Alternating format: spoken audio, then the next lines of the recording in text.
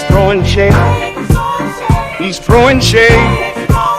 Every Sunday morning, Lord, he's throwing shade. Yes, he is. He's throwing shade. He's throwing shade. Hey, what's up? This is the Black Prophet, chilling in my backyard thinking about this. If the Bible were subject to a report card, it doesn't look too good. If for geology class you tried to create the perfect garden, but somehow it was all undone by a talking snake and a piece of fruit.